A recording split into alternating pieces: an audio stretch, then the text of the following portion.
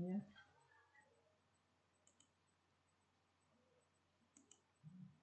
Ya, Assalamualaikum warahmatullahi wabarakatuh.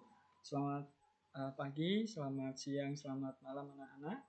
Pada kesempatan kali ini, kemarin Pak Wahyu sudah men-sharekan tugas-tugasnya yang memang berkaitan dengan untuk menjawab tugas-tugas tersebut memang akan saya jelaskan materinya untuk hari ini. Jadi, jika kalian sudah mengerjakan tugas, artinya kalian punya prior knowledge atau basic knowledge untuk mengarah ke materi ini. Materinya adalah, teman masih ingat ya, ada 4 kuis ya. Nah, materinya adalah ini, nilai-nilai Pancasila dalam kerangka praktek penyelenggaraan pemerintahan negara. Langsung saja. Oke, sistem pembagian kekuasaan di Indonesia. Itu ya, sebelum masuk ke materi, kemarin kan ada pertanyaan tentang Indonesia itu menganut pembagian kekuasaan atau pemisahan kekuasaan ya. Nah, akan kita bahas untuk itu di video kali ini ya. Jadi mohon anak-anak simak dengan baik agar nantinya mengerti dan paham tentang apa yang kami jelaskan. Tapi sebenarnya kalau anak-anak sudah mencoba menjawab 4 kuis itu, nanti mengikuti materi ini akan sangat mudah sekali. Oke, ini ada gambar negara kita ya, merah putih dan lambang Garuda beserta karena Pancasila adalah ideologi negara kita. Semacam itu sebagai pengingat saja anak-anak ya, sebagai reminder. Oke, next adalah macam-macam kekuasaan.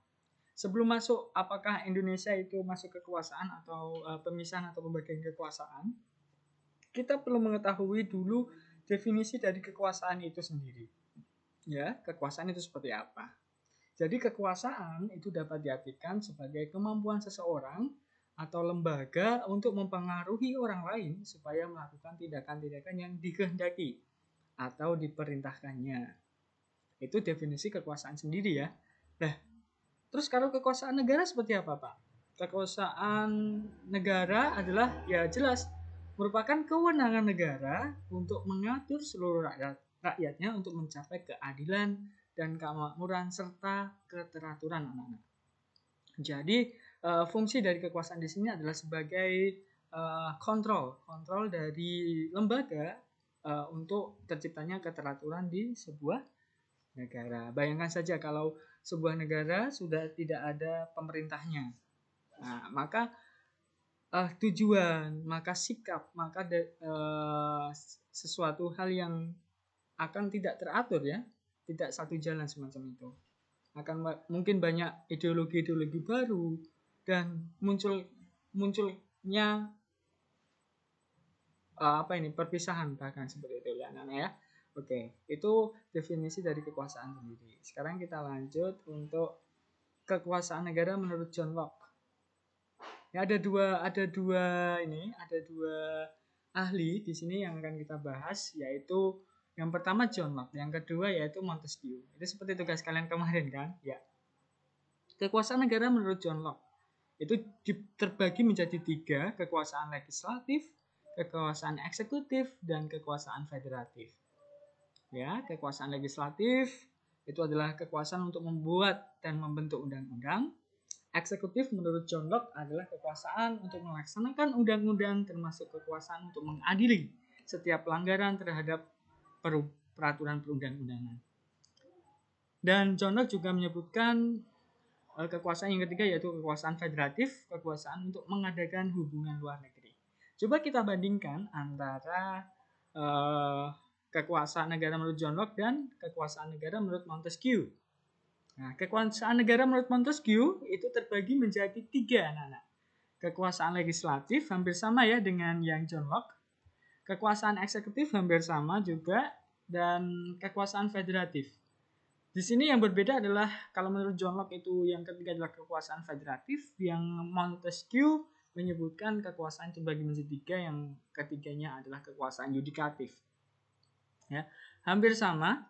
Kekuasaan legislatif untuk membuat dan membentuk undang-undang, kekuasaan eksekutif untuk melaksanakan undang-undang, dan kekuasaan yudikatif untuk mempertahankan undang-undang dan mengadili pelaku pelanggaran undang-undang. Terus bagaimana nih?